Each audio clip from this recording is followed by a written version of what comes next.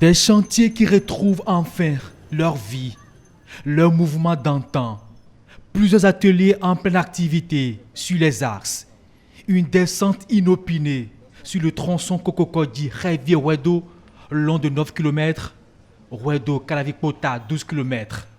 Des chantiers presque abandonnés et objets de vive tension entre l'entreprise Ebomaf et la direction des infrastructures. Un entrain des grands chantiers, une satisfaction des autorités en charge des infrastructures. C'est pour la première fois depuis que les travaux ont été lancés que je vois un chantier en vie. Parce qu'il y a eu beaucoup de désaccords entre l'entreprise et nous. Il y a eu une crise profonde entre la DGI et l'entreprise Ebomaf. Et je pense qu'elle est en train de prendre la mesure des choses. Donc ce que j'ai observé de Kokokodi jusqu'ici me donne espoir que les choses ont changé sur le chantier et que les populations peuvent avoir le même espoir que d'ici là, les travaux vont s'achever. Une satisfaction de la partie béninoise entachée de fausses notes de certains ouvriers de l'entreprise Ebomaf sur le terrain. Les agents d'Ebomaf, arrivés au niveau des riverains, leur exigent de l'argent avant de faire les caniveaux devant les riverains. Disant que le projet n'a pas suffisamment d'argent et qu'il faut que les riverains participent au financement du projet. Donc si quelqu'un ne fait pas, on saute. Et quand les gens payent, ils reviennent. C'est l'information que j'ai eue et c'est ça qui a fait que j'ai précipité mon arrivée ici. Parce que vous ne pouvez pas jeter comme ça. Si vous remuez la tête, je vais vous sanctionner. Parce que je ne peux pas venir ici sans vérifier au minimum les informations que j'ai reçues. Au minimum, avant qu'on les reçoive. Les populations riveraines sont grugées. Pour le remblai des caniveaux et la poche des dalettes, elles doivent débourser d'importantes sommes d'argent.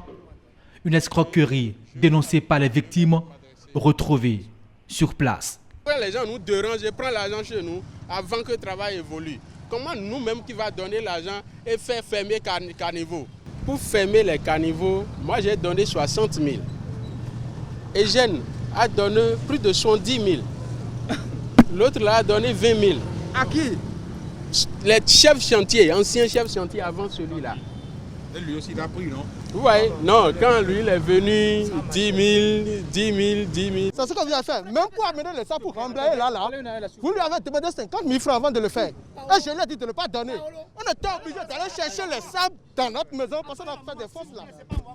Ce que vous avez fait là, c'est pas du tout bon. Vous avez escroqué les gens sur tout le long, hein. C'est pas seulement celui-ci seul et ma vieille seule, hein. C'est pas possible ça.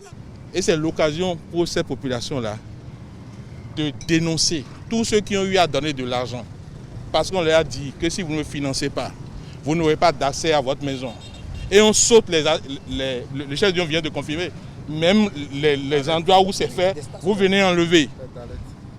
Parce que certainement, ces personnes-là n'ont pas eu à faire ce qu'il faut. Vous venez enlever et quand ils font ce qu'il faut, vous venez remettre. Jacques Ayadji, directeur des infrastructures, va taper du poing sur la table.